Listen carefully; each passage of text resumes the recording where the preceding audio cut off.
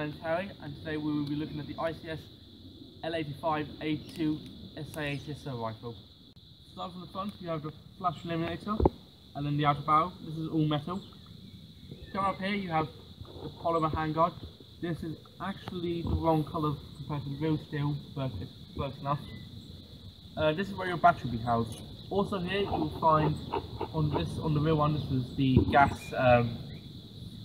selector. It changes the amount of gas available to go into the system. Nice little touch. And you've got a big black square there. Press that, lift the heat cover up and pull it out, and there's where your battery would go. You'll quite a lot of battery space, but not an awful amount. Here you also find some nice details on the real one. That's the gas piston for recoiling the bolt. It's a nice detail, but it's not needed and you can't take it out. Okay, here you find the attachment for the four-side blade.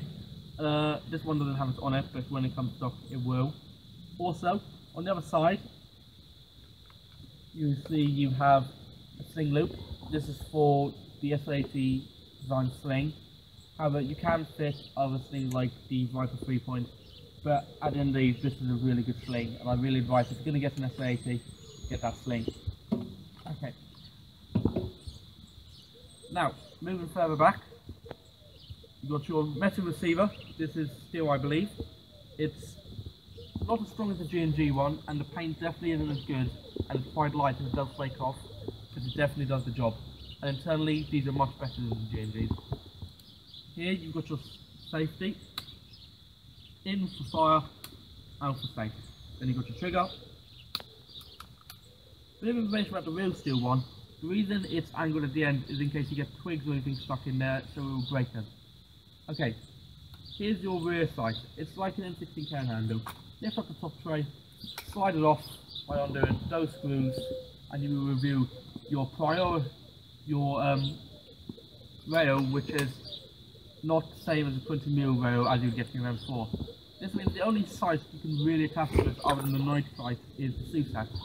I do have a SUSAT, I just don't have it on me at the moment.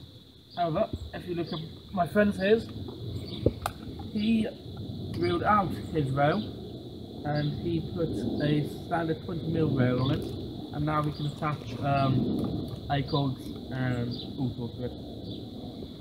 Also, you can get Daniel defense rail for the front, or if you're poor, you can just bolt on some rail segments.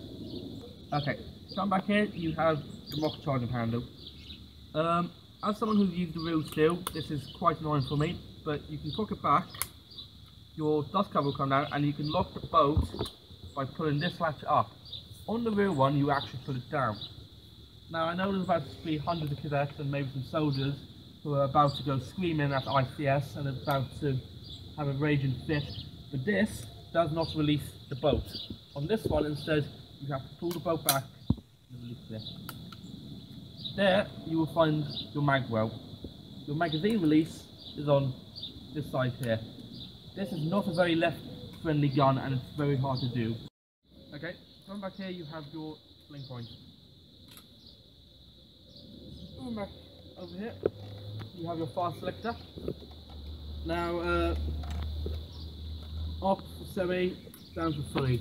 A problem I have discovered with this is when firing it, sometimes you may accidentally snag the selector switch and flip it up. Also here you will find your two pins for getting to the gearbox. Internally, this has a very good and reliable gearbox.